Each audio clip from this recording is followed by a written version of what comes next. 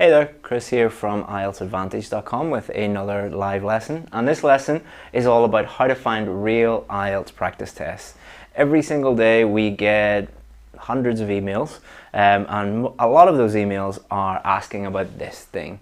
Where can you find practice tests? Where can you find real practice tests? How to use them? So we're going to show you in this lesson exactly where to find real practice tests, how to avoid fake practice tests, and how to actually use practice tests to help you get the score you need. Okay, so rule number one, do not use fake materials. When I talk about materials, I'm talking about practice tests online or books or printouts or whatever it is. Do not use fake materials. Why should you never use fake materials? Well, there are three very good reasons. The people creating fake materials do not know how to make IELTS practice tests. It takes years and years and years and decades even of specialist experience in order to create tests that are consistent and actually recreate what it will be like in the real test for you, because that's really, really important. Number one, some of the tests are way too easy. So why is this a problem? Well, imagine you're doing a listening or reading practice test and you count up your marks at the end and it tells you that you're getting an 8.5 or an 8 and you need a 7. So you book your test, you're really confident, you stop practicing, and then you get your result back and you get a 6. The reason why that was is maybe because you were way overconfident because you were doing fake practice tests that were too easy. Do not use fake materials. Rule number one, some of them are too easy. Number two, some of them are too difficult. This is especially true with speaking, but even more so when it comes to writing.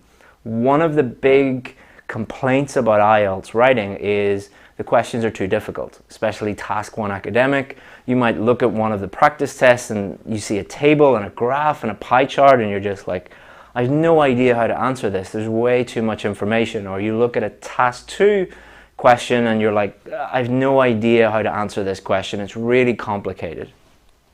In that situation, you are going to give up pretty easily, or you're going to get frustrated, and your preparation is not going to be as efficient or effective as if you are doing real tests. If you're doing real tests, they're going to give you a very good idea of what to expect on exam day. When you're getting feedback on your writing or your speaking, it's a really good representation of what you probably will do on exam day. So if you're using fake materials, you might be using materials that are too difficult. Number three, they could be really misleading. So imagine you get a Task 2 question and looks so strange. It looks like something you've never seen before. The format is completely different from what you normally get on an IELTS question. We get emails every day from worried students, and our VIP students email us every day and say, I saw this question online, or my friend told me about this question and I've never seen it before. It doesn't match any of the normal questions that get asked on Task 2. 95% of the time, that's because it's a fake question produced by someone who doesn't know what they're doing, and it is a misleading question. And this is a huge problem, because I'd say 90 to 95% of the materials that you'll find online are fake materials. The question we always get asked is, that sounds a bit high. Why would people go to the effort of creating these fake materials and then putting them online? The easy answer to that is money. If you put fake materials on your website, you're going to get lots of hits because lots of people are searching for IELTS practice materials, and you're going to make money. These people care more about their bank balance than they do about your IELTS scores. So be very, very careful. And a lot of the IELTS industry is unfortunately like that. So how do I know if the materials are real? How do I know if the materials are fake? There's a very, very, very easy way to find out. And if you know this way, then it's simple. It takes 2 seconds to check if the materials are fake or not. So there's 4 trusted sources. If your materials are produced by one of these 4 trusted sources, they are real materials. Anything else, they're fake materials. All right, very simple rule. If it comes from one of these 4 sources, it's real. Anything else, It's fake. I don't care if the website tells you we are the most trusted IELTS website in the world and our practice materials are the best or anything like that. They're doing that to get clicks, all right? They're doing that to make money. Be very, very careful. So, number one, IELTS.org, the official IELTS website. If you go onto that website, you will find real practice materials. Obviously, it's the official website of IELTS.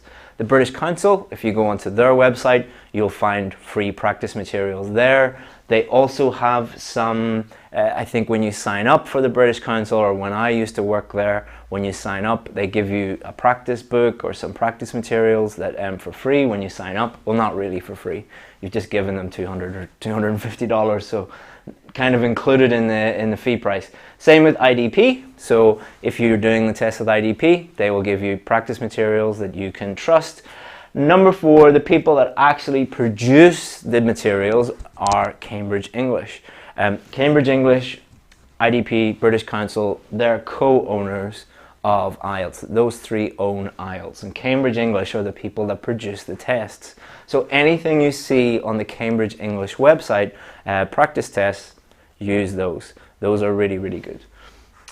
Books, Cambridge English does produce books. You have to pay for these books. You can't download them for free. Well, you can, but you're breaking the law. If you want to be a criminal, you know, get your IELTS scores while breaking the law. I don't think that's something that you don't really need to break the law in order to get a score on a test. Pay some money, all right? I'm not affiliated with Cambridge English at all. I've never spoken to them in my life. I don't get any money if you buy their books. But is it worth failing the test 2 or 3 times and wasting $500, $750, $1,000 on failing the test over and over and over again when you should have just bought a $20 book and got some good practice in? It doesn't make any sense for people to complain that they have to pay money for books and then they fail the test and pay money for doing that. I know that some people watching this, $20 or $30 is a lot of money, but think about the amount of money you're going to make once you get the scores you need and you can move to a different country, get the job of your dreams, and do all of those great things. So those are the 4 sources. And how do you find them? Very simple. You Google them, all right? So Cambridge English. Imagine you're watching a YouTube video and some guy called Chris tells you, Cambridge English, you can find those materials online. Should you email Chris and say, can you send me a link? No. You should save him a huge amount of time and effort, and you should just Google it yourself.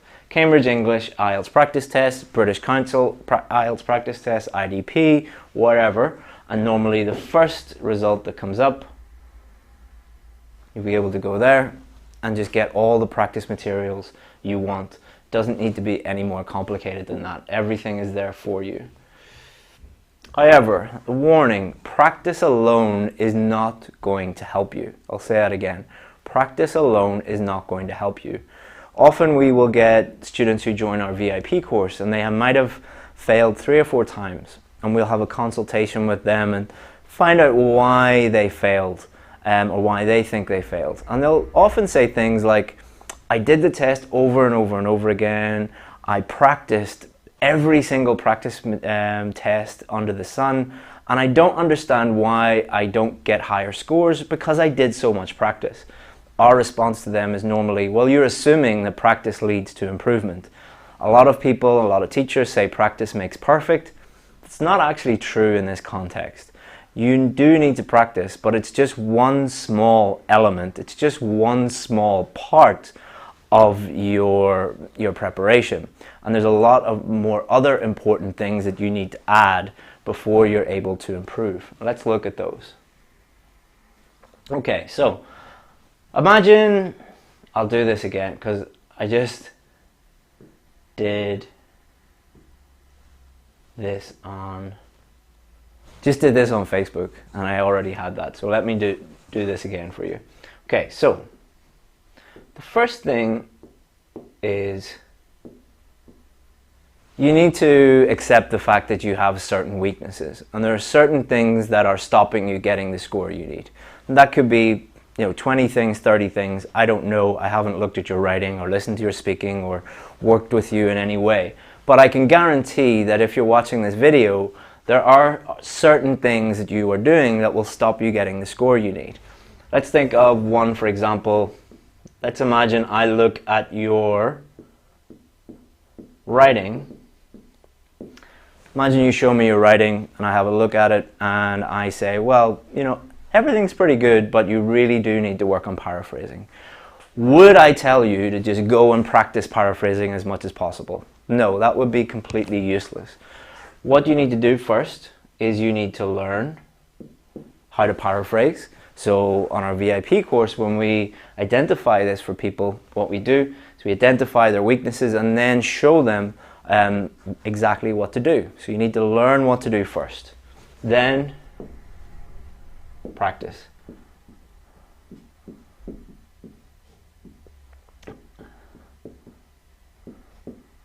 And fail in quotation marks. So practice doing the thing and you will fail at that thing. You won't do it perfectly. Alright, so for paraphrasing, you would learn how to do it, then you would have some practice questions and you would try to paraphrase and you might get it 70% or 80% or 90% correct. You are, so we'd say, mini failure. A mini failure is when you control practice, when you're trying something new and you're not quite good at it yet. But that's not the end.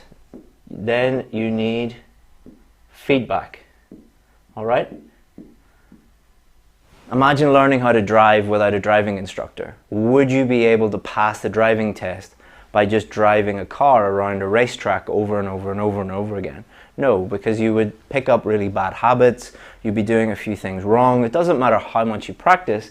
If you're not getting feedback, you will have no idea where you're going wrong. So you do need that feedback so you're not wasting your time. Because if you just practice and you don't get any feedback, or you just practice and you don't really learn what to do, or you just practice and you're not focusing on your weaknesses, then you're wasting your time. Alright? So next you're going to get really good at this thing. So you're excellent at paraphrasing, and then you identify your next weakness. Do that, your next weakness, do that, your next weakness, do that. So as you can see, practice is an important component of improving your preparation, improving your IELTS scores, but it is a very, very small component. Alright, do not think that doing 200 speaking tests or 200 reading tests is going to improve your reading or your speaking. It's not. It might improve it a tiny bit, but you've just wasted your time. So, that is how to find real practice tests, how to avoid fake tests, and how to use them, how to maximize the time that you are spending on preparation. So, any questions? If you have any questions about IELTS, I'll be happy to answer them for you. So,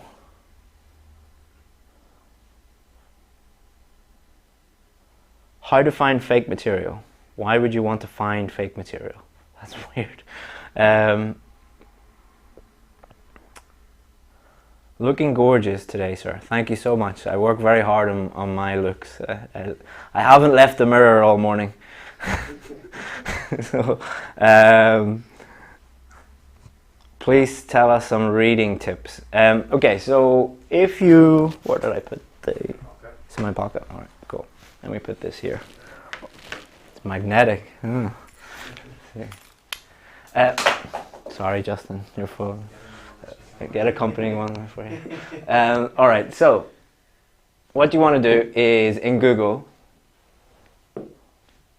type in IELTS Advantage into Google. So let's do that.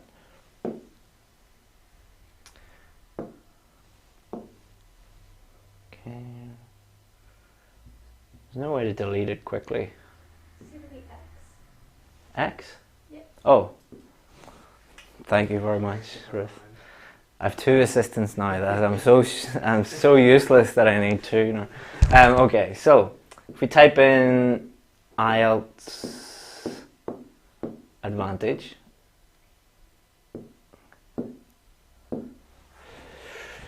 hopefully at the top should be my website in Google, and you'll be able to go in here and have a look at basically anything you want. So you asked for reading tips. So if you go in here, go into reading, and you can scroll down and get all the help you need. And it's divided. We've organized it so it's very, very easy. IELTS reading tips. So you can have a look there. Then what you can also do is, if you scroll down to the bottom, find answers. So you can type in pretty much anything you want in here. So let's say you want help with paraphrasing. And a list of articles will come up that will help you find that. So the first article, how to paraphrase. Let's click on that. How to paraphrase in the IELTS test. Simple as. So nearly 90% of your questions that you're asking, if you just follow that and go in there and have a look, you'll find the answer to your questions. If you need my help with your preparation, you actually need me to give you feedback on your work or join one of your courses, feel free to give me send me an email, chris@IELTSadvantage.com. But if you just want some quick tips, go to that website. Your phone is here. All right.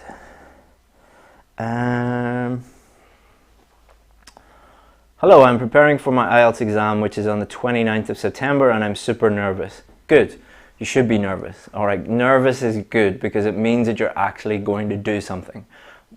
Being nervous and being stressed out, use it in a positive way. Do not allow it to overwhelm you so that you just do nothing. Use it to take action. Also, stress is just, in this context, is just another word for fear. You are afraid that you're going to fail. How can you prevent that? Prepare. Prepare for the test properly. Put in the work. Get the help you need. Do the practice that you need to do. And then you're not going to be afraid. For example, on my VIP course, we get students to the point where they know exactly what score they're going to get. They know when they sit down on the test, they know what score they're going to get because they have prepared in such a way that they know exactly what to do. They have consistently got that score before they even do the test. Do you think my students are nervous? No, they're not stressed out at all because they know exactly what's going to happen and what score they're going to get.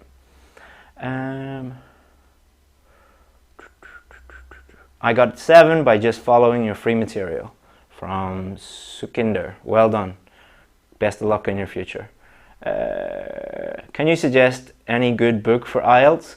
It depends what level you're at, what skill you need help with. Totally depends. There's so many books out there that you need to give me more information than that. What is the difference between IDP and the British Council? The name is the only difference. How much time for preparation? I have no idea. I'm not going to lie to you and tell you, oh, 4 weeks or 6 weeks or 8 weeks. I don't know. Some people 2 weeks, some people 2 years. There are hundreds of different, there's hundreds of different factors that will contribute to the length of time that it takes you to prepare. And it's just, I don't know anything about you apart from your name. Let me see. Any website to get good IELTS practice tests for free?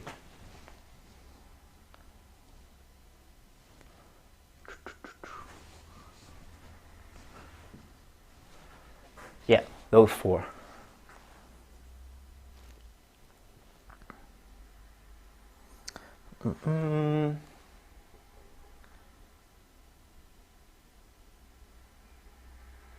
This guy always asks to join his VIP course.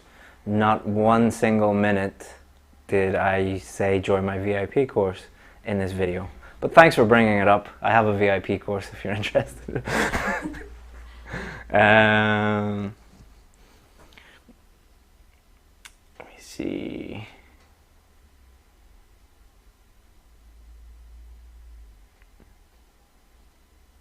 So all of you are asking, like, can you help me with listening? Can you help me with reading? Can you help me with speaking? Can you help me with whatever? If you go to my website and you actually take action and do something and go to one of these sections and actually do the work, you're going to get the help you need.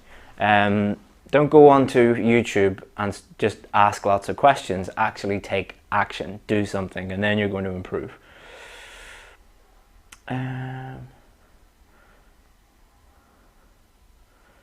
Please reduce the cost of your course.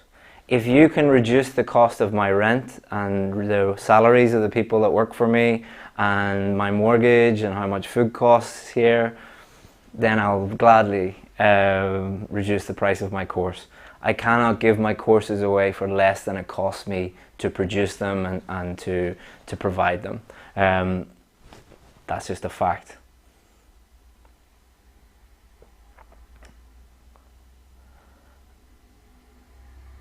Okay.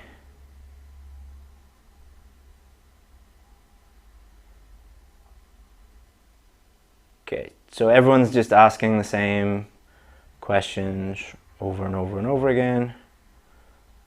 So that's cool. To get the help you need, go to IELTS Advantage, go to one of these sections, and you get the help you need. If you want help with my personal help, my email is chris@IELTSadvantage.com. You can email me if you want to get any extra help or anything like that, and I'll be happy to answer that for you.